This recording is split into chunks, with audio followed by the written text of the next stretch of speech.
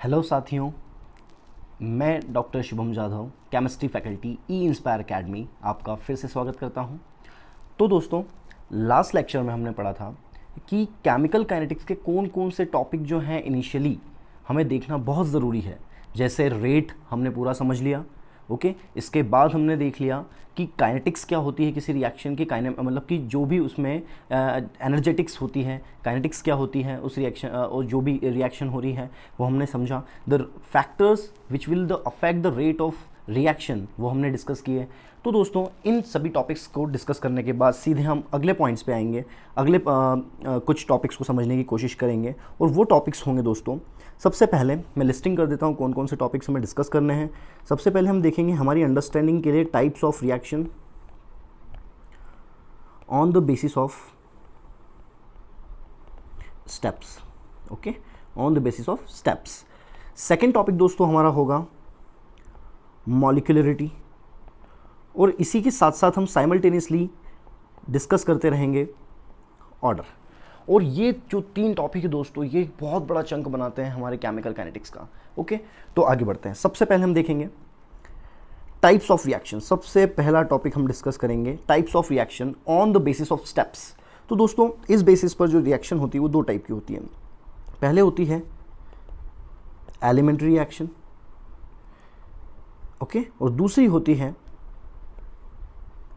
Multi step reaction. दोस्तों, ये elementary reaction जो होता है, ये मैंने पहले भी नाम लिया है, ओके, तो आपको पता होना चाहिए। और जो एलिमेंट्री रिएक्शन होते हैं इसी को हम कहते हैं single step reaction, okay, single step reaction. तो दोस्तों, दोनों में सिर्फ एक छोटा सा फर्क है कि जो भी एलिमेंट्री रिएक्शन है वो आप देखेंगे तो एक रिएक्शन हुआ A + B, ओके, और यहाँ से बन गया C। ये जस्ट फॉर एन एग्जांपल मैंने आपको बताया, ओके। पर जो मल्टीपल स्टेप रिएक्शन होती है, मल्टी स्टेप रिएक्शन जो होती है वो इस तरह से होती है कि उसमें कोई इंटरमीडिएट बनता है। जैसे यहाँ से बना C, ओके, और यहाँ से बन गया हमारे पास C, जो A और B को मिलाने पर C बन गया। और यहाँ से C ने क्या किया, किसी और अगले रिएक्टेंट के साथ, या फिर हमने कह दिया कि हमारे पास 2A थे, तो पहले हमारे पास जो यहाँ पर है वो एक और A मॉलिक्यूल बाद में आकर रिएक्शन कर गया A के साथ और उसने फाइनली बनाया D। तो यदि आप देखेंगे दोस्तों यहाँ पर, तो रिएक्टेंट के तौर पर जो हमारे पास है A है, B है, और यहाँ भी रिएक्टेंट A है, मतलब रिएक्टेंट जो है वो मेनली A है, B है।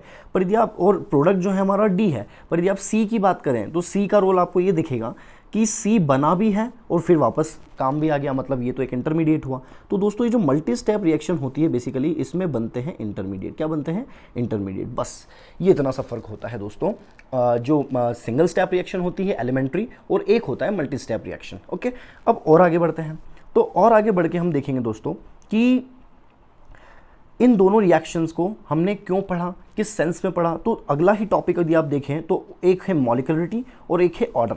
तो दोनों को मैं एक बार डिस्कस करना चाहूँगा आपके सामने, ओके, कि what is the molecularity and what is the order, okay. Molecularity और ऑर्डर, हालांकि इन्हें अलग अलग ही डिस्कस किया जाना चाहिए, पर बहुत सी चीज़ें जो है इन्हें साथ में पढ़कर समझी जा सकती हैं। That's why we are discussing simultaneously, okay. और जहाँ पर हमें लगेगा कि बस हम इतने पॉइंट से कंपैरिजन करके इनको बहुत अच्छे से समझ गए हैं, तो हम जाके अलग आगे स्प्लिट कर देंगे। फिर हम एक तरफ मॉलिक्यूलरिटी चला देंगे और एक तरफ हम ऑर्डर को अलग से डिस्कस कर लेंगे, ओके। तो यदि मैं मॉलिक्यूलरिटी की बात करूँ, ओके, तो मॉलिक्यूलरिटी जो होती है दोस्तों वो होती है किसी भी रिएक्शन में पार्ट लेने वाले एटॉम्स या मॉलिक्यूल्स या आयंस, कोई भी रिएक्शन हो रही हो उसमें कितने मॉलिक्यूल्स पार्ट ले रहे हैं, या फिर कितने एटॉम्स पार्ट ले रहे हैं, या फिर कितने आयंस पार्ट ले रहे हैं, that will be called the molecularity of that reaction, है ना। तो बेसिकली ये नंबर को डिनोट करता है, number of reactant particles, okay, number of reactant particles involve in reaction, okay, involve in reaction. पर दोस्तों, ये जो ऑर्डर होता है ये ऐसा नहीं होता। ऑर्डर जो होता है एक अलग ही टर्म होती है। ऑर्डर पता करने के लिए आपको ये भी पता होना चाहिए कि लॉ ऑफ मास एक्शन क्या होता है। अब आप तो जानते हैं लॉ ऑफ मास एक्शन क्या होता है, सही सोच रहे हैं आप।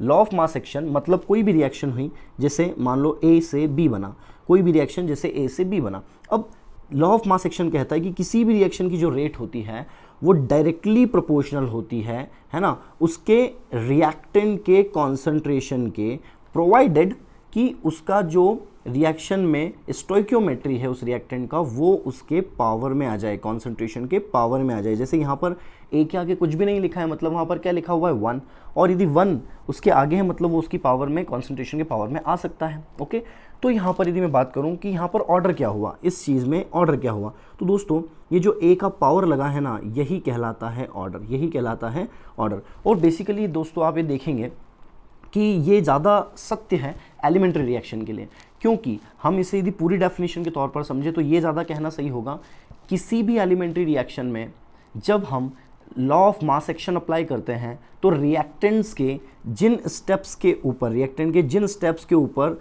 जो पावर लगते हैं उनके स्टोइकियोमेट्री के, उन पावर का टोटल, उन पावर्स का टोटल है ना। अब ये टोटल की बात इसलिए आ रही है कि ज़रूरी नहीं तो एक रिएक्शन में एक ही रिएक्टेंट हो, आगे बात समझ में, उसमें मल्टीपल रिएक्टेंट भी हो सकते हैं। जैसे मान लो जस्ट फॉर एन एग्जांपल मैंने अगला ले लिया 2A प्लस मैंने यहाँ पर ले लिया B और बन रहा है यहाँ पर C, ठीक है। तो अब आपको यदि एक एलिमेंट्री रिएक्शन है, मतलब एक सिंगल स्टेप रिएक्शन है, ओके, इसमें कोई मल्टीपल स्टेप नहीं लग रहा है, मल्टीपल स्टेप रिएक्शन का जो ऑर्डर होता है इसके बारे में मैं आपको बताऊंगा, ठीक है। तो यदि मान लो आपने यहाँ पे लिखा R is directly proportional to A the power 2 और B दी पावर 1, ओके, तो ये आपने लिख लिया। अब आपने कहा सर ऑर्डर कितना है इसका, तो दोस्तों ये जो 2 है और इसका जो यहाँ पर 1 है जो कि लिखा हुआ नहीं है पर आपको कंसिडर करना है कि वो 1 ही है, तो 2 और 1, तो यहाँ की जो ऑर्डर हो गई इस रिएक्शन का टोटल दोस्तों ये हो जाएगा हमारे पास 2 + 1 = 3, मतलब ये ऑर्डर कितना हो गया 3।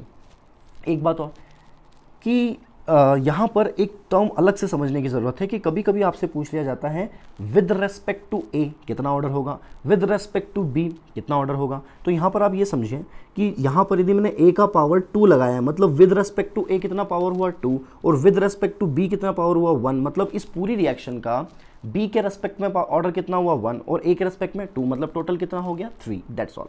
ओके, अभी हम जो मल्टी स्टेप रिएक्शन है दोस्तों, निश्चिंत रहिए, मल्टी स्टेप रिएक्शन का ऑर्डर कैसे निकाला जाता है ये मैं आपको सीधे क्वेश्चन वाले पार्ट में पढ़ाऊंगा, क्योंकि सीधे मैं आपको वहां से क्वेश्चन से रूबरू करवाऊंगा कि देखो ये दोस्तों इस तरह से क्वेश्चन आता है और इस तरह से क्वेश्चन आता है तो आपको ऐसे सॉल्व करना है, तो वहां से आपको मैं समझा भी दूंगा और इस टॉपिक से मैं आपको वहां पर लिंक भी कर दूंगा। ओके, अब इसके बाद बोलते हैं कि सर समझ में आ गया, दोनों की डेफिनेशन भी समझ में आ गई, और आगे और देखते हैं कि और क्या है जो कि डिफरेंस है बेसिकली किसमें, मॉलिक्युलरिटी में और ऑर्डर में। तो यहाँ पर हम लेफ्ट साइड पे मॉलिक्युलरिटी डिस्कस कर रहे हैं, तो बस यहाँ पर लेफ्ट साइड में मॉलिक्युलरिटी और राइट साइड पे ऑर्डर डिस्कस करते जाते हैं।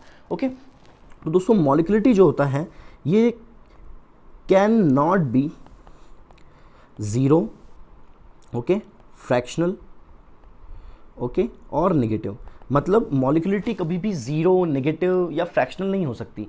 ओके, एक मतलब हमेशा ही एक कंप्लीट नंबर होगा, पर ऑर्डर का है कि वो 0 भी हो सकती है, ओके, वो नेगेटिव भी हो सकती है, ओके, और ये जो है ये एक फ्रैक्शनल नंबर भी हो सकती है 1.5 इस तरह से 2.5। मॉलिक्युलरिटी जो होती है दोस्तों ये एक थ्योरेटिकल फिनोमेना है, ये एक थ्योरेटिकल फिनोमेना है, okay.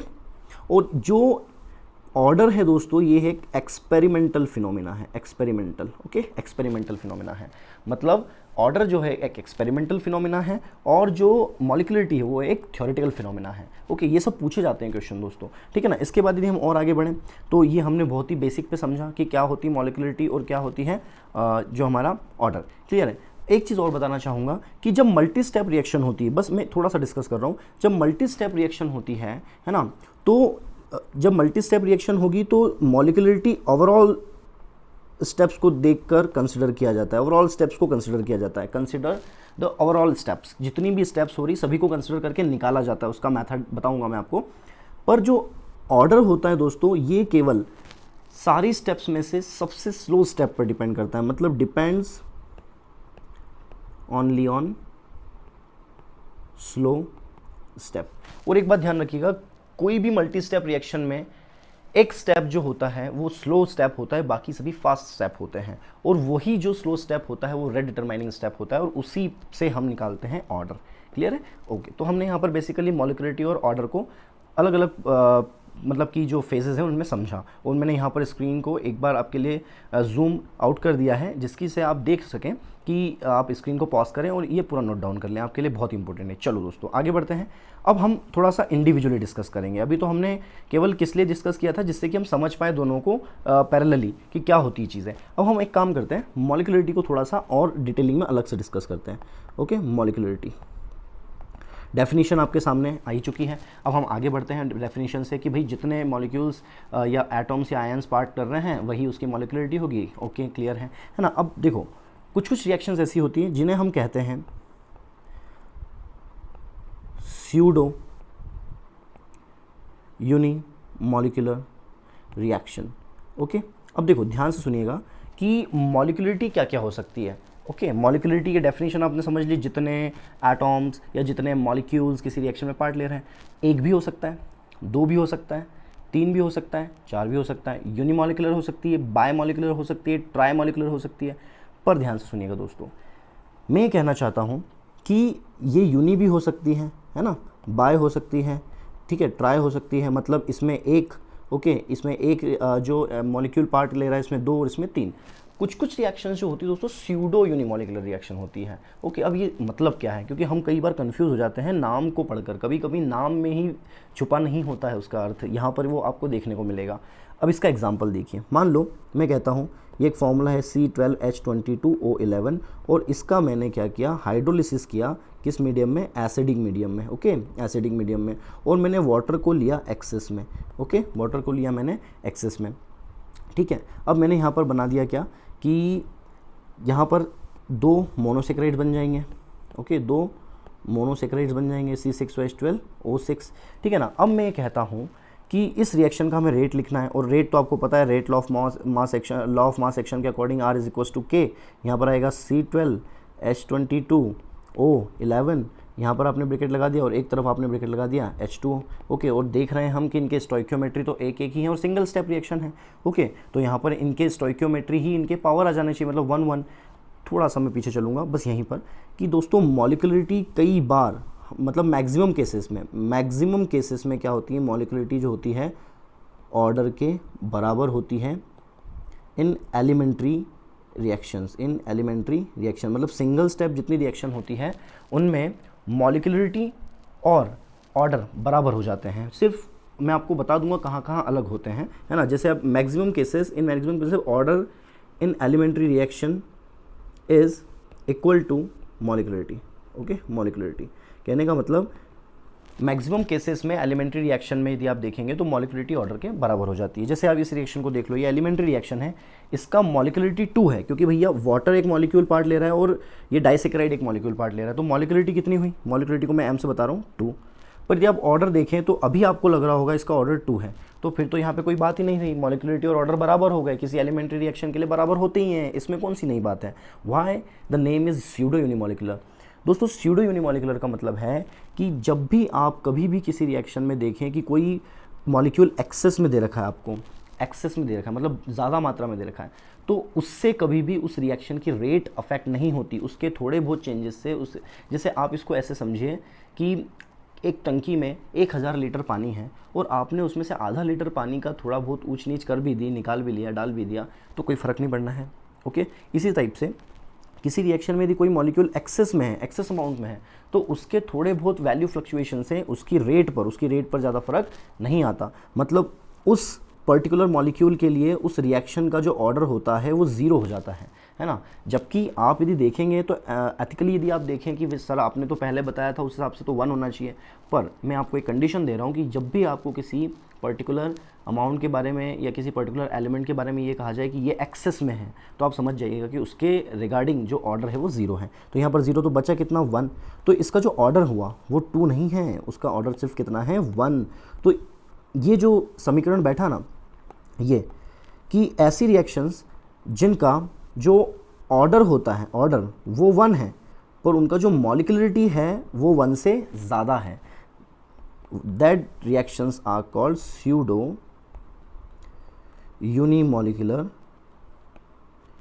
Reaction. Okay, pseudo unimolecular reaction clear है। स्यूडो यूनिमॉलिक्यूलर रिएक्शन एक एग्जांपल आपके सामने ही है, द हाइड्रोलिसिस ऑफ डाइसेक्राइड और सुक्रोज भी कह सकते हैं in acidic medium, okay, in excess of water. ये एक एग्जांपल हो गया स्यूडो यूनिमोलिकुलर का। तो दोस्तों ये स्यूडो यूनिमोलिकुलर रिएक्शन आपकी स्क्रीन पे है, पॉज करें, इसे आप नोट डाउन कर लें, ओके। इसके बाद और आगे बढ़ते हैं। स्यूडो यूनिमोलिकुलर मतलब हमने मॉलिकुलरिटी का एक किस्सा यहाँ पर डिस्कस कर लिया, ओके। अब हम थोड़ा सा और आगे बढ़ते हैं और हम चलते हैं ऑर्डर की तरफ कि ऑर्डर को डिटेलिंग में कैसे डिस्कस करेंगे। मॉलिकुलरिटी का काम हो गया, मॉलिकुलरिटी नंबर ऑफ मॉलिक्यूल्स हो गए, और हमने ये समझ लिया स्यूडो यूनिमोलिकुलर रिएक्शन कैसे कहते हैं, उसका एक एग्जांपल समझ लिया, है ना। अब इसके बाद हम बढ़ते हैं मॉलिकुलरिटी की तरफ।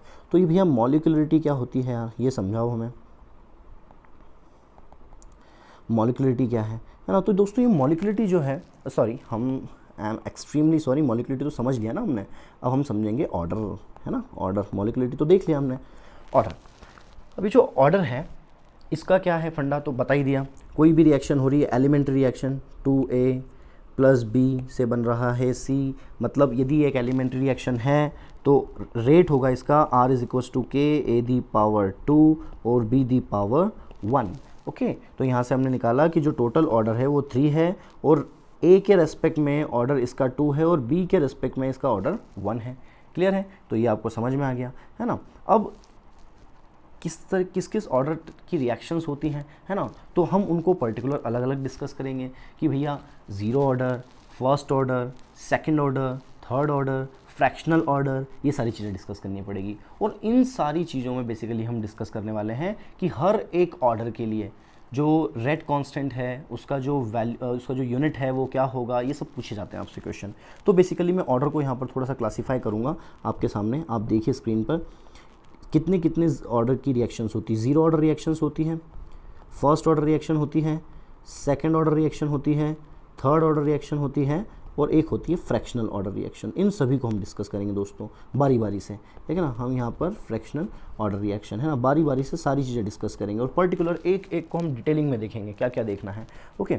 बाकी आपको लॉजिक तो पता चल ही गया है कि हमें लॉ ऑफ मास एक्शन के अकॉर्डिंग देखना है। जो भी उसकी एलिमेंट्री रिएक्शन है उसका जो स्टोइकियोमेट्री है उसको हमें रेट लिखते समय उसी के कॉन्सेंट्रेशन के पावर में लिखना है और टोटल करना है। यदि एक्सेस में दे रखा है तो वो स्यूडो वाली रिएक्शन में चले जाएगा, और उस एक्सेस वाले अमाउंट के लिए जो ऑर्डर हो जाएगा वो 0 हो जाएगा, ठीक है ना। तो चलो सबसे पहले हम देखेंगे 0 ऑर्डर रिएक्शन, ओके। सबसे पहले हम देखेंगे 0 ऑर्डर रिएक्शन। प्लीज़ ध्यान से समझिएगा, एक रिएक्शन हो रही है, ए से प्रोडक्ट बन रहा है, ए से बन रहा है प्रोडक्ट। अब मैं थोड़ा सा आपको क्लियर कर दूं, कुछ सिंबल्स में अभी से फिक्स कर रहा हूं, डिसाइड कर रहा हूं, और उन्हीं को आपको आगे तक, मतलब 0 के बाद मैं आपको डिस्कस करवाऊंगा first order, second order, third order. तो आपको एज इट इज़ उसको कंटिन्यूएशन में लेते चलना है, ओके। तो यदि मैं कहूँ कि ये जो ए सब्सटेंस है इसका इनिशियल कॉन्सेंट्रेशन स्मॉल है, स्मॉल ए इनिशियल कॉन्सेंट्रेशन, है ना, T = 0 पे, है ना। और यहाँ पर प्रोडक्ट तो शुरू में बनेगा ही नहीं, पर यदि T = T पर मतलब रिएक्शन कुछ हो चुकी है, अब क्या होगा कि कुछ पार्ट A में से माइनस हो जाएगा क्योंकि वो प्रोडक्ट बन जाएगा। तो उस जो प्रोडक्ट है उसका कॉन्सेंट्रेशन मैंने x लिख दिया, मतलब अब ये बचा है A - x और ये बचा है x। क्लियर है, बचा है इन द सेंस बन गया है, प्रोडक्ट बन गया है ना। ये अब आपको ध्यान रखना है कि जब भी मैं स्मॉल a लिखूंगा तो आपको समझ जाना है this is initial concentration of reactant, ठीक है। जब भी मैं x लिखूं तो आपको समझ जाना है प्रोडक्ट कॉन्सेंट्रेशन, और कॉन्सेंट्रेशन तो आप जानती हैं moles per litre, very simply moles per litre. और एक बात बताइए, कॉन्सेंट्रेशन को और क्या बोलते हैं? मोलैरिटी। यदि आपको कोई बोले 5m तो सिंपल ही बात है कि वो मोलैरिटी मतलब वो कॉन्सेंट्रेशन की ही बात कर रहा है। तो कई बार बीच में आपको ऐसा आएगा, ओके, तो आपको अप्लाई करना है उस चीज़ को। फिर यदि मैं आपको A - x बोलूँ तो आपको बोलना है रिमेनिंग कॉन्सेंट्रेशन ऑफ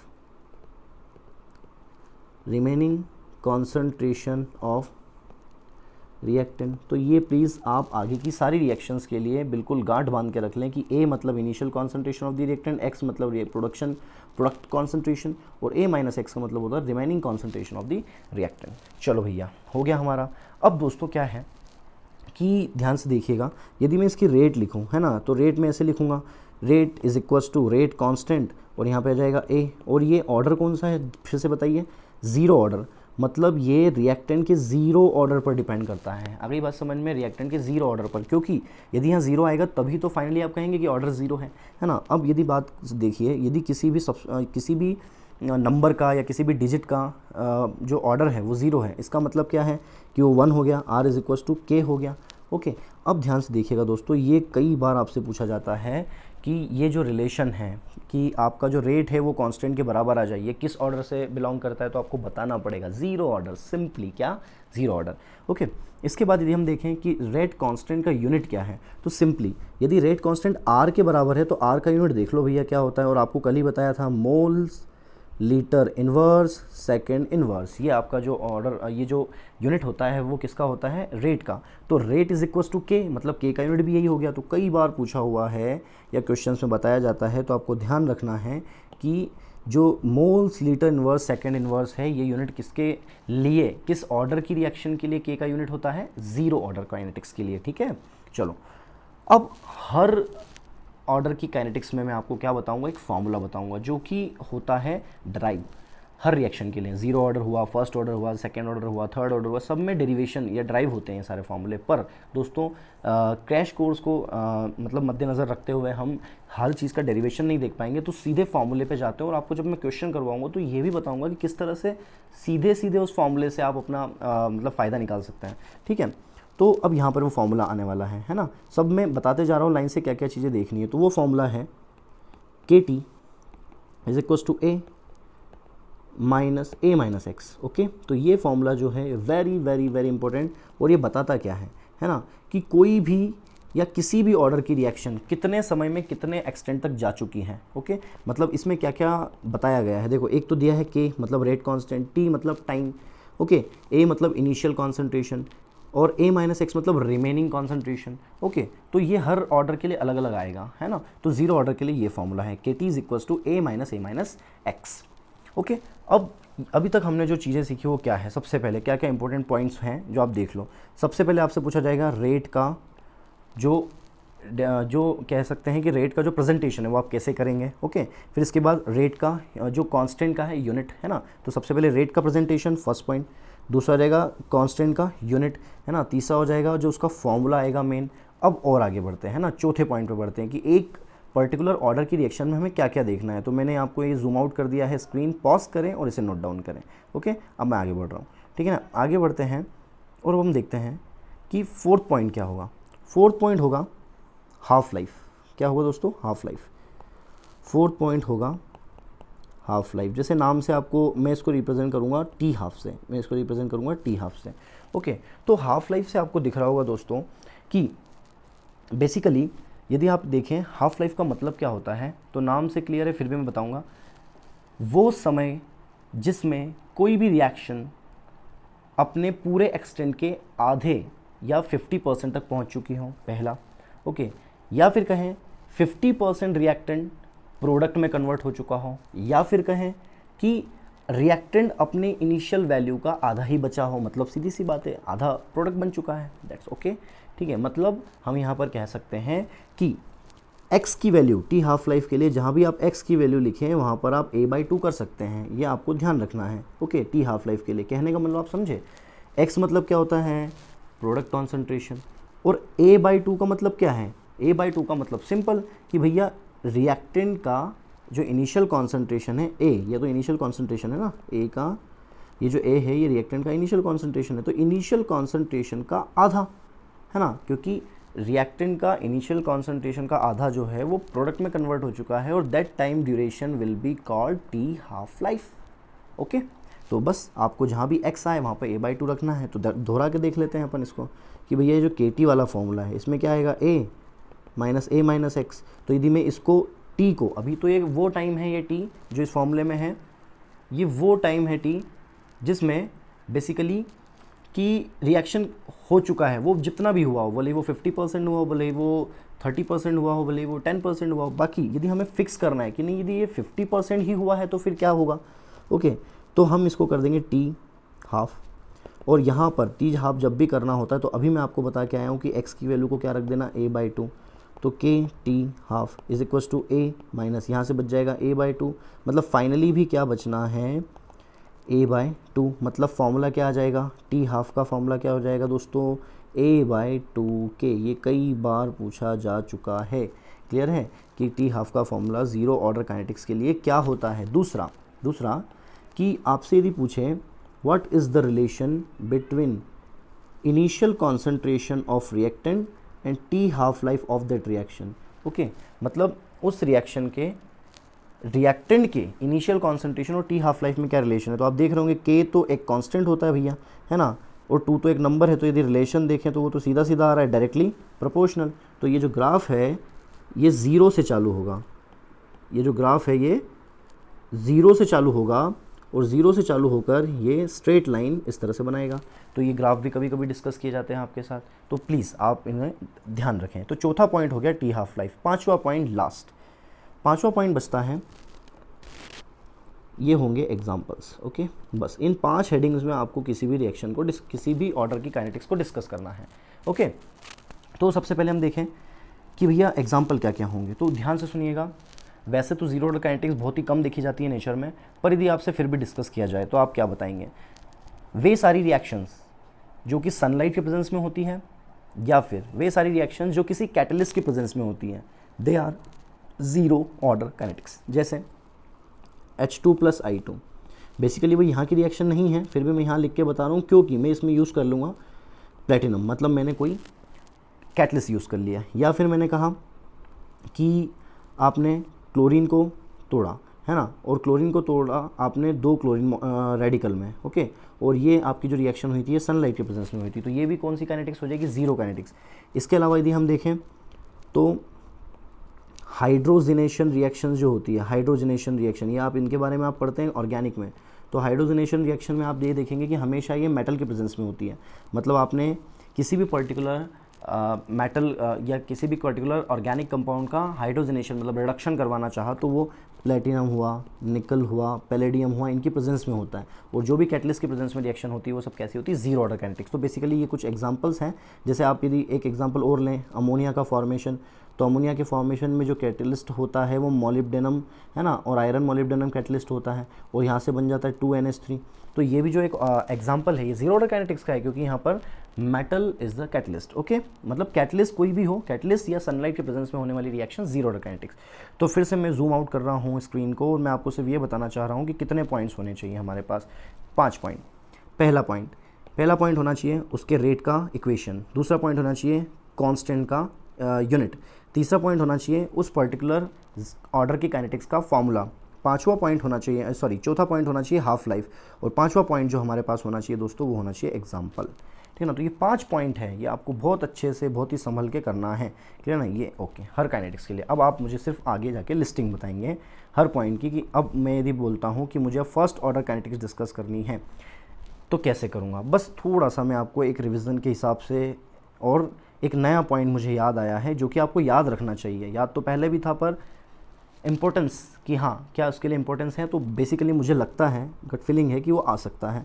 तो मैं बताता हूँ कि आप देखिए इस रिएक्शन की जो रेट है ना दोस्तों, रेट है ना, वो ए पे डिपेंड नहीं करती। मतलब यदि मैं एक ग्राफ बनाऊँ जिसमें मैं एक तरफ आर लूँ और एक तरफ लूँ ए का कॉन्सेंट्रेशन या फिर इनिशियल ए ले लूँ, है ना, या तो आप ए का कॉन्सेंट्रेशन कह दो या फिर आप इसे कह दो स्मॉल ए, वही कॉन्सेंट्रेशन।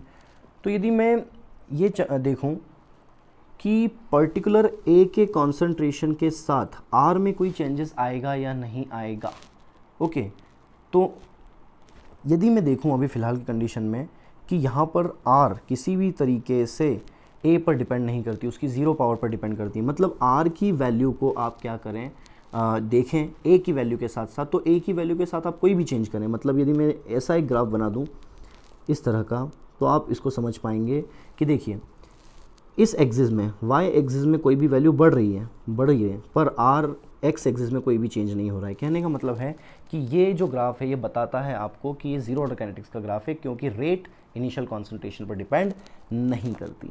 क्लियर है दोस्तों, आगे बढ़ते हैं, है ना। इसके बाद आगे बढ़े, 2 ग्राफ हमने देखे बेसिकली यहाँ पर। अब हम पढ़ते हैं फर्स्ट ऑर्डर काइनेटिक्स की तरफ। फर्स्ट ऑर्डर काइनेटिक्स में मेरे लिए और थोड़ा सा इजी हो जाएगा आपको समझाना, क्योंकि मैं ज़ीरो ऑर्डर को बहुत अच्छे से समझा चुका हूँ और पॉइंट्स बता चुका हूँ। तो अब पॉइंट टू पॉइंट पढ़ेंगे अपन। पहला पॉइंट हम पढ़ेंगे फर्स्ट ऑर्डर के लिए, ओके, हम पढ़ेंगे फर्स्ट ऑर्डर के लिए, है ना। और बेसिकली हम सबसे पहले पढ़ेंगे पहला पॉइंट। ओके, पहला पॉइंट क्या होता है, रेट का जो भी उसका फॉर्मूला है या इक्वेशन है, तो ए से बन रहा है प्रोडक्ट। ओके, फिर मैं यहाँ से लिखूँगा are is equals to k, और अब यहाँ पे आ जाएगा ए दी पावर 1 मतलब ए। अब मुझे निकालना है, फर्स्ट पॉइंट हो गया। अब सेकंड पॉइंट निकालना है मुझे इसका क्या, यूनिट के का। तो के का यूनिट देखिए ज़रा ध्यान से समझिएगा, यहाँ पर रेट है तो रेट का यूनिट क्या होता है, moles litre inverse second inverse is equals to k. और यहाँ पर ये ए क्या है, कॉन्सेंट्रेशन। कॉन्सेंट्रेशन का यूनिट क्या होता है, मोल्स लीटर इनवर्स। तो मोल लीटर इनवर्स से मोल लीटर इनवर्स कैंसिल। के का यूनिट क्या बच गया दोस्तों, सेकंड इनवर्स। मतलब के का यूनिट क्या हो गया, के यूनिट क्या हो गया भैया, के का यूनिट जो हो गया वो हो गया सेकंड इनवर्स। थर्ड पॉइंट होगा फॉर्मूला।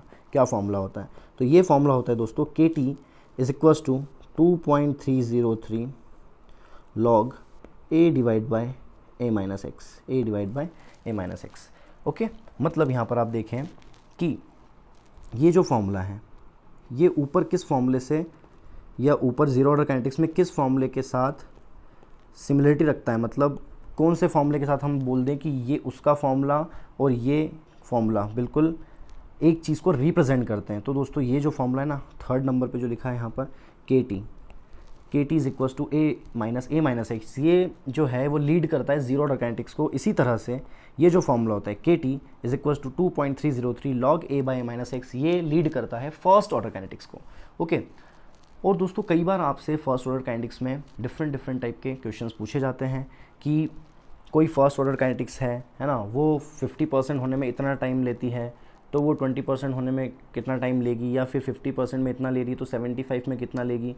तो ऐसे जो एग्जांपल्स हैं, जब मैं आपको जस्ट शुरुआत करूँगा चीज़ों की, मतलब आपको जब मैं बताऊँगा, है ना, क्या जब मैं क्वेश्चन करना शुरुआत करवाऊँगा, क्वेश्चन किस किस टाइप से आएंगे, तो मैं वहाँ पर सब कुछ आइडेंटिफाई करवाऊंगा आपको कि ये फॉर्मूला हमने वहाँ पढ़ा था, इस तरह से देखा था, और ये फॉर्मूला आप कैसे यूज़ करना है वो मैं आपको बताऊंगा। क्योंकि दोस्तों अभी जब मैं एग्जांपल में आपको बताना चालू करूँगा तो बेसिकली वो एग्जांपल आपका क्वेश्चन बन जाएगा, और यदि मैं क्वेश्चन का पार्ट अलग से निकालना ही है मुझे, तो क्यों ना मैं वहीं पर बिल्कुल एग्रीगेट करके आपको बताऊँ। बस मैं इतना बता देना चाहता हूँ, ये के क्या है, कॉन्स्टेंट, ये टी क्या है, टाइम, ये कांस्टेंट है, ये तो लॉग वैल्यू है, और ए तो आपको पता है इनिशियल कॉन्सेंट्रेशन, ए माइनस एक्स भी आपको अच्छे से पता है। ये क्या होता है दोस्तों, ये होता है फाइनल कॉन्सेंट्रेशन या remaining concentration of the reactant. अब फोर्थ पॉइंट क्या है, T half life. Okay, T half life निकालने के लिए आपको पता ही है दोस्तों, हमें ए को क्या करना है, बस ए माइनस एक्स करना है। तो मैं इस फॉर्मूले में लिख देता हूँ जल्दी से, है ना, इस फॉर्मूले में मैं आपको जल्दी से लिख देता हूँ k t half is equal to 2.303 log. इस टी को ही हमने टी हाफ इसलिए रख दिया क्योंकि अब हम ऊपर कुछ करने वाले हैं, हम x की वैल्यू को a/2 रख देंगे। ओके, और x की वैल्यू को a/2 रख के हमने यहाँ पर लिखा k t half is equals to 2.303 log. यहाँ पर हमने रखा a, यहाँ पर हमने रखा a/2, और ये 2 ऊपर चले जाएगा, a से a कैंसिल, है ना। तो k t half is equals to हो जाएगा 2.303, और यहाँ पर आ जाएगा log 2। और जब हम इस वैल्यू को पूरा सॉल्व करते हैं, दोनों की वैल्यू, log 2 की वैल्यू 0.3, तो ये पूरा आता है 0.693 डिवाइड बाय के। तो ये जो टी हाफ की वैल्यू है, ये आप इसे देख रहे हैं जो आपके पास सामने लिखी हुई है, ये फर्स्ट ऑर्डर काइनेटिक्स के लिए आपको टी हाफ लाइफ बताता है। ओके, मतलब T half life for first order kinetics. हाँ, तो अब इसके ग्राफ कैसे बनेगा दोस्तों, ध्यान से देखिए। इसका ग्राफ जो बनेगा टी हाफ लाइफ का के के साथ। ओके, यदि मैं देखूँ कि यहाँ पर यदि हम देखें तो मान लो मैं लिखता हूँ कि के की वैल्यू के चेंज होने से टी हाफ लाइफ किस तरह से चेंज होगा। ओके, तो यदि आप देखेंगे कि भैया कोई यहाँ पर हम के और टी हाफ लाइफ के बीच का ग्राफ ना बनाते हुए इनिशियल कॉन्सेंट्रेशन के साथ बनाएं तो it will be very better, क्योंकि हमने पहले भी इनिशियल कॉन्सेंट्रेशन के साथ बनाया था। तो ए के साथ देखते हैं कि ए की वैल्यू चेंज होने से टी हाफ पर कहाँ तक इफेक्ट पड़ने वाला है। तो मुझे तो नहीं लगता कि कोई इफेक्ट पड़ेगा, क्योंकि टी हाफ के फॉर्मूले में तो ए ही नहीं है। ओके, तो हम क्या करेंगे, एक ऐसा ग्राफ बनाएंगे। मतलब आप क्या करते जा रहे हैं, इस तरह से यदि मैं एक ग्राफ बनाऊं जिसमें कि यहाँ पर एक्सिस चेंज हो सकते हैं दोस्तों, एक्सिस के हिसाब से आपके वैल्यू, मतलब कि जो ग्राफ है वो भी चेंज हो जाएंगे। यदि मैं यहाँ पर लिखूँ टी हाफ और यहाँ पर मैं लिखूँ ए, तो यदि मैं कहूँ कि ए की जो वैल्यू है वो बढ़ती जाए, है ना, इस तरह का एक ग्राफ बनाया मैंने। मैं आपको बार बार एक्सिस अलग अलग करके बनाने की कोशिश कर रहा हूँ, कोशिश करेगा समझने की।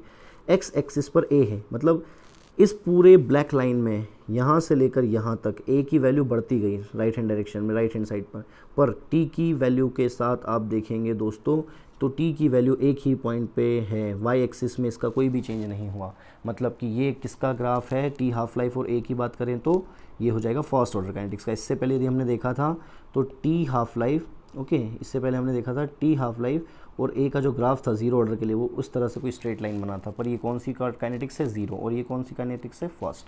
चलो आगे बढ़ते हैं और लास्टली हम पहुंचते हैं कहाँ पर, फर्स्ट ऑर्डर काइनेटिक्स के एग्जाम्पल्स पर। ओके, फर्स्ट ऑर्डर काइनेटिक्स के एग्जाम्पल्स पर, क्लियर है ना। अब फर्स्ट ऑर्डर काइनेटिक्स के जो बेसिकली एग्जाम्पल हैं वो क्या क्या हैं, सबसे पहला तो अभी आपने पढ़ा था फर्स्ट ऑर्डर काइनेटिक्स में आता है हाइड्रोलिसिस। ओके, ये एग्जाम्पल बहुत इंपॉर्टेंट है, आते हैं दोस्तों, hydrolysis of disaccharide in acidic medium, ये आपने पढ़ा था। ओके, इन एसिडिक मीडियम। ओके, इसके बाद यदि हम देखें दोस्तों तो सेकंड एग्जांपल हो जाएगा 2Cl2O7 से यहाँ पर बन जाएगा 2Cl2 + 7O2। फिर थर्ड जो हो जाएगा एग्जांपल दोस्तों 2N2O5 से बन जाएगा 2NO2। ओके, या फिर हम इसे कहें 4NO2, है ना, 4NO2, ये बैलेंस रिएक्शन है और ये O2 है ना। इसके बाद यदि हम देखें तो ये एक और रिएक्शन हो जाएगी 2N2, तो यहाँ से बन जाएगा 2N2 + O2। ओके, फिर एक और यदि हम देखें तो NH4NO2, तो यहाँ से बन जाएगा N2 + 2H2O। तो बेसिकली ये जितने एग्जाम्पल मैंने अभी आपके सामने लिखे ये सब फर्स्ट ऑर्डर काइनेटिक्स के एग्जाम्पल्स हैं और ये आपके लिए बहुत बहुत बहुत इंपॉर्टेंट हैं। ओके, अभी दोस्तों एक बहुत बड़ा एस्पेक्ट बचा है ना, एक बहुत बड़ा एस्पेक्ट बचा है, क्लियर है, कौन सा, परसेंटेज डिस्कस करना। जैसे कोई रिएक्शन जो है वो 50% हो जाती है ना, और उसको 50% होने में 10 मिनट लगते हैं, तो 70% होने में कितना समय लगेगा। ओके, या फिर कोई रिएक्शन 20% 20 मिनट में हो जाती है, तो उसे 70% कंप्लीट होने में कितना टाइम लगेगा। तो ये सब क्वेश्चन आने वाले हैं और इसके लिए आपको अलग से मेंशन करते हैं कि जीरो ऑर्डर काइनेटिक्स है या फर्स्ट ऑर्डर काइनेटिक्स है। तो ये क्वेश्चन वाले पार्ट में दोस्तों मैं समझाऊंगा, अभी सिर्फ हमें फोकस करना है थ्योरी पे। आप इस थ्योरी को बहुत अच्छे से समझ लीजिए। ओके, इसके बाद हम देखेंगे सेकेंड ऑर्डर काइनेटिक्स। तो दोस्तों सेकेंड ऑर्डर काइनेटिक्स से पहले मैं आपको एक फॉर्मूला बताना चाहूँगा, और वो जो फॉर्मूला है बेसिकली दोस्तों वो है इंटीग्रेटेड ऑर्डर ऑफ काइनेटिक्स, है ना। अब ये इंटीग्रेटेड ऑर्डर क्या होता है,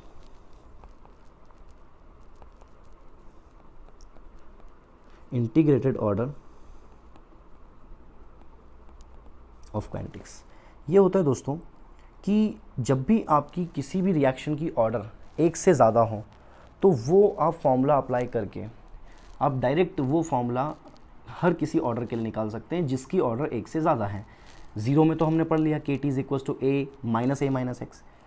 फर्स्ट में हमने पढ़ लिया KT = हमने पढ़ा 2.303 log A / A - x। इसके बाद हमने सेकंड ऑर्डर, थर्ड ऑर्डर, इनके लिए हमने एक फॉर्मूला हम बता देंगे जिसमें हम लिख देंगे इंटीग्रेट ऑर्डर ऑफ काइनेटिक्स। तो हम इसको कैसे डील करेंगे ध्यान से देखिएगा, है ना। यहाँ पर हम लिखेंगे KT = 1/n-1 और यहाँ पर हम लिखेंगे 1/A⁴n-1 - 1/A - x⁴n-1। अब ये n क्या है, तो ये n दोस्तों वही n क्या है, ऑर्डर, और कहाँ से चालू होता है, फर्स्ट के बाद से। तो यदि आप इसमें 2 रखेंगे तो सेकेंड ऑर्डर काइनेटिक्स का फॉर्मूला आ जाएगा, 3 रखेंगे तो थर्ड ऑर्डर काइनेटिक्स का फॉर्मूला आ जाएगा, 4 रखेंगे तो फोर्थ ऑर्डर काइनेटिक्स का फॉर्मूला आ जाएगा। पर ऑर्डर कभी भी 4 नहीं होती, एक एक्सेप्शन को छोड़ के मैं आगे बताऊंगा, क्लियर है। तो बेसिकली ये फॉर्मूला आपके लिए बहुत ज़्यादा इंपॉर्टेंट है क्योंकि सेकंड और थर्ड के लिए बेसिकली आपको यहीं से निकालना है फॉर्मूला। ओके, ये फॉर्मूला बहुत इंपॉर्टेंट है ना। किस किस के लिए है बेसिकली, ये सेकंड एंड थर्ड जो हमें डिस्कस करना है ना, सेकंड एंड थर्ड। तो सबसे पहले सेकंड उठा लेते हैं, फर्स्ट तो हम कर ही चुके हैं, है ना। सेकंड ऑर्डर, सेकंड ऑर्डर का मतलब वही, एक बार फिर से मैं आपको यहाँ पर जूम आउट कर देता हूँ, आप प्लीज़ ये नोट कर लें इसको, स्क्रीन को पॉज करके। अब मैं आगे बढ़ रहा हूँ, ठीक है। अब देखिए सबसे पहले हम देखें सेकंड ऑर्डर काइनेटिक्स में, तो वही फिर से एक रिएक्शन लिखेंगे हम कि A है, A से बन रहा है प्रोडक्ट, और A से प्रोडक्ट जब बनता है तो उसकी जो रेट है हम लिखेंगे R = K, क्लियर ना। A⁴, अब यहाँ पे आप लिखोगे 2, क्लियर ना। और यही आपका पहला पॉइंट कि आपको सबसे पहले रेट का फॉर्मूला पता हो। दूसरा पॉइंट, और ये जो K है रेट कांस्टेंट है, इसकी यूनिट क्या है, तो यूनिट निकालने के लिए हम साइड में डिस्कस करते हैं। रेट का यूनिट होता है moles, litre inverse, second inverse, okay. और यहाँ पर आ जाएगा के, और इसका यूनिट क्या होता है, ए का यूनिट मतलब कॉन्सेंट्रेशन का यूनिट, तो mole the power 2 litre the power -2, मतलब वैसे होता है मोल्स लीटर इनवर्स, पर अब यहाँ पे 2 का मतलब स्क्वायर चढ़ा है तो हमने पूरा इस तरह से कर लिया। अब देखो 1 मोल से यहाँ का 1 मोल कैंसिल हो जाएगा, ओके, और लीटर इनवर्स से यहाँ का एक माइनस कैंसिल हो जाएगा, तो यहाँ पर 1 माइनस बच जाएगा। अब देखो इसको पूरा यदि हम चेंज करें तो के की यूनिट क्या आ गई, मोल इधर आएगा 1, तो मोल इन्वर्स हो जाएगा, ओके, क्लियर है। और इसके बाद यदि हम देखें तो यहाँ पर 1 बच जाएगा ना, तो मोल इन्वर्स हो जाएगा इधर आकर, और लीटर इधर माइनस का है, इधर जाके प्लस का हो जाएगा, और फिर बच जाएगा सेकंड इन्वर्स, मतलब मोल इन्वर्स लीटर सेकंड इन्वर्स। तो ये यूनिट किसका हो गया, के का यूनिट हो गया, ये हमारा सेकंड पॉइंट यूनिट वाला, ओके। ये हमारा सेकंड, हमने यहीं से डायरेक्ट इसको यहीं से निकाल दिया। थर्ड पॉइंट इज़ फॉर्मूला, और वो कहाँ से निकलेगा, ये निकलेगा यहाँ से, क्लियर है। तो एन की जगह आप रखते जाइए वही जो ऑर्डर है, तो आप रखें यहाँ पर। तो सबसे पहले आपने रखा के टी, सबसे पहले आपने रखा क्या, के टी, ओके। के टी इज़ इक्वस टू, आपने रखा 1/1, क्योंकि नीचे 2 - 1 1, फिर यहाँ पे आ जाएगा 1/a the power 1 minus 1/a minus x the power 1, क्योंकि 2 - 1 1, ओके। तो यहाँ पे ये फॉर्मूला आ गया आपका किसका, सेकंड ऑर्डर काइनेटिक्स का। तो ये सेकंड ऑर्डर का काइनेटिक्स है ना, इसमें आपने इसको निकाल लिया, ओके। ये आपका फॉर्मूला हो गया सेकंड ऑर्डर काइनेटिक्स का, ठीक है। तो यहाँ पर आपने बेसिकली क्या देखा अभी तक कि किस तरह से हमें डील करना है चीज़ों को, ओके। अब यदि और आगे बढ़ें यदि हम यहाँ पर, तो हमें फोर्थ पॉइंट क्या निकालना है, आप खुद जानते हैं हमें फोर्थ पॉइंट क्या निकालना है। फोर्थ पॉइंट हमारी होगी टी हाफ लाइफ। तो दोस्तों टी हाफ लाइफ अब हम बार बार निकाल रहे हैं, है ना, तो हम एक काम करते हैं यहाँ पर, है ना, कि ये वैल्यू निकालने से अच्छा है हम डायरेक्ट पुट कर लेते हैं, क्योंकि समय बचेगा और आपको तरीका अब पता चल चुका है। आपको x की वैल्यू क्या रखनी है, यहाँ पर t को t हाफ बनाना है, इधर ये t है जो इसको हाफ बनाना है, और इधर x की वैल्यू रखनी है a/2 और पूरा सॉल्व कर लेना है। तो आपके पास जो वैल्यू आएगी वो आएगी 1/a के, ये आपके पास वैल्यू आने वाली टी हाफ लाइफ का जो फॉर्मूला आने वाला है, ओके। ये आपके सामने आने वाला है।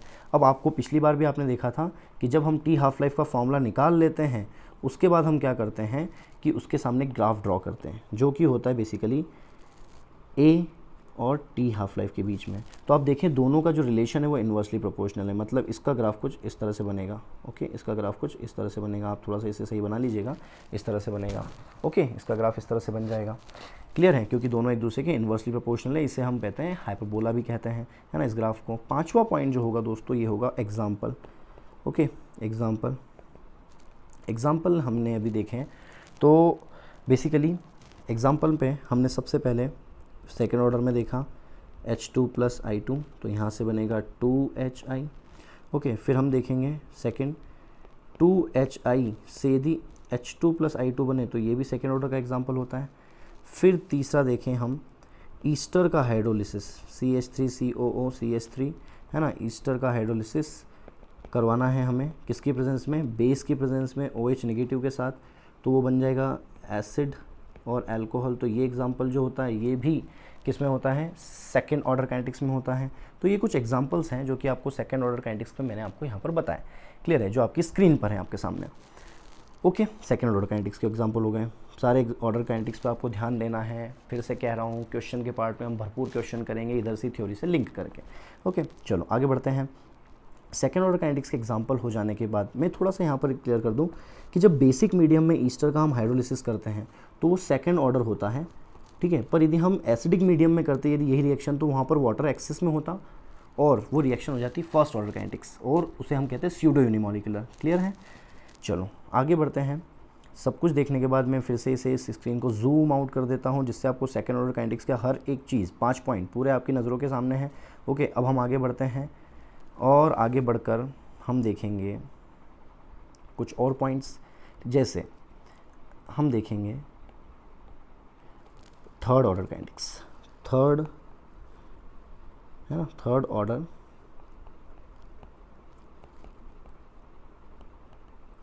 काइनेटिक्स, क्लियर है।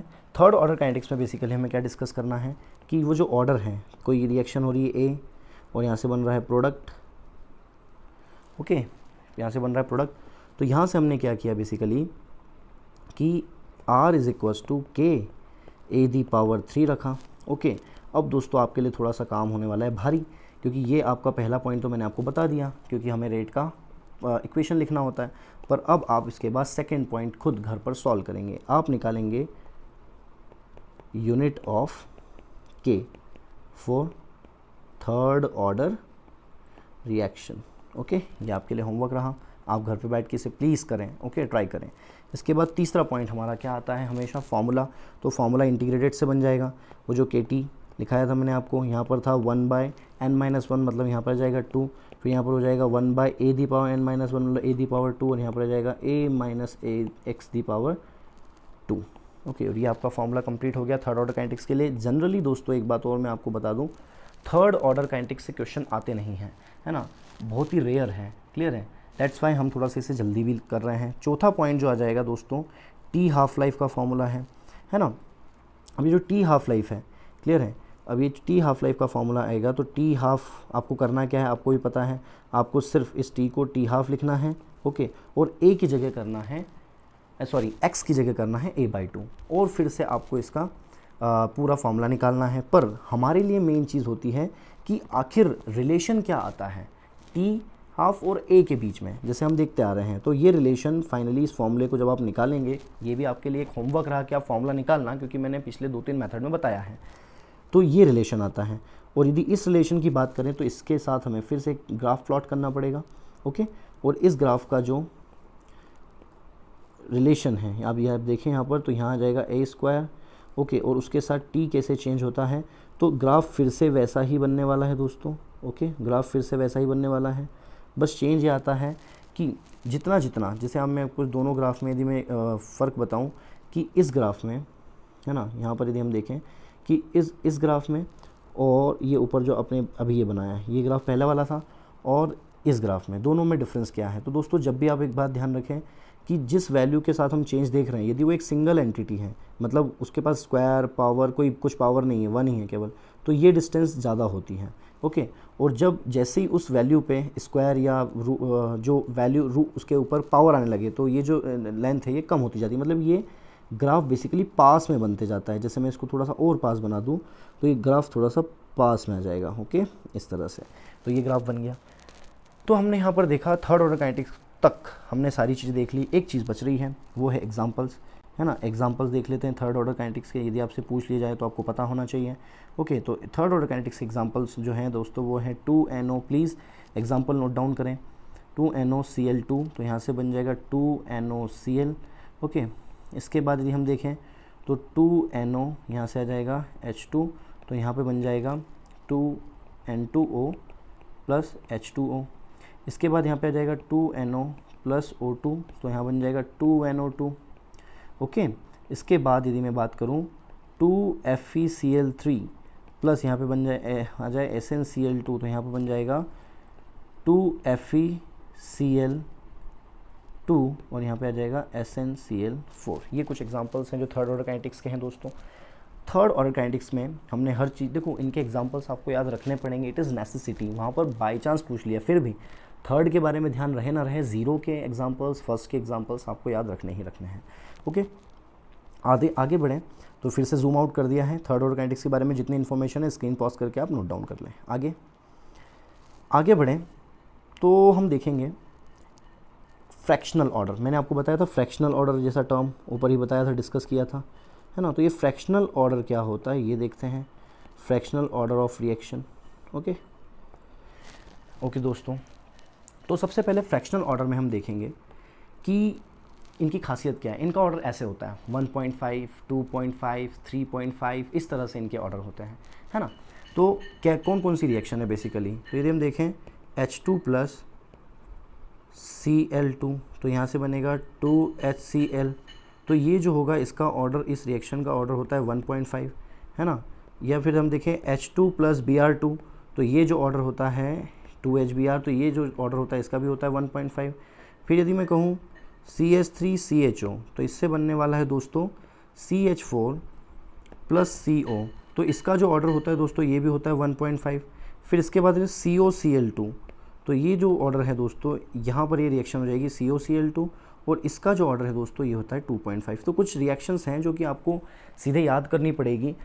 मैंने इस पूरे सिनेरियो में, पूरे केमिकल काइनेटिक्स के सिनेरियो में बहुत कम चीज़ें जो आपको रिक्वेस्ट की है कि आपको याद रखना पड़ेगा, और प्लीज़ आप रखिए, क्योंकि जब हम क्वेश्चन वाले फेज़ में आएंगे तो बहुत सारी चीज़ें तो कंसेप्ट से सॉल्व हो जाएगी, पर कुछ कुछ चीज़ें याद रखने वाली भी आएंगी। ओके, तो उसको हम वहाँ पर और एक बार रिवाइज़ करके याद कर लेंगे। तो फाइनली दोस्तों सारी ऑर्डर निपटने के बाद मैं आपको छोटा सा टॉपिक फिर से रिवाइज़ करने के लिए बता देता हूँ कि जब भी आपसे पूछा जाए कि T½ का किसी भी ऑर्डर के लिए इनिशियल कॉन्सेंट्रेशन के साथ क्या रिलेशन होता है, तो दोस्तों ये होता है आपका रिलेशन T½ का किसी भी ऑर्डर के लिए A के साथ, इनिशियल कॉन्सेंट्रेशन के साथ दोस्तों। ठीक है, तो क्या है यहाँ पर दोस्तों, देखिए जल्दी, यदि मैं A की वैल्यू रख दूँ 0, है ना, तो T½ का A के साथ रिलेशन हो जाएगा डायरेक्टली प्रोपोर्शनल। यदि मैं A की वैल्यू रख दूँ फर्स्ट ऑर्डर, है ना, यदि यहाँ पर मैं रखूँ 0 ऑर्डर, है ना, ये 0 के लिए हो गया।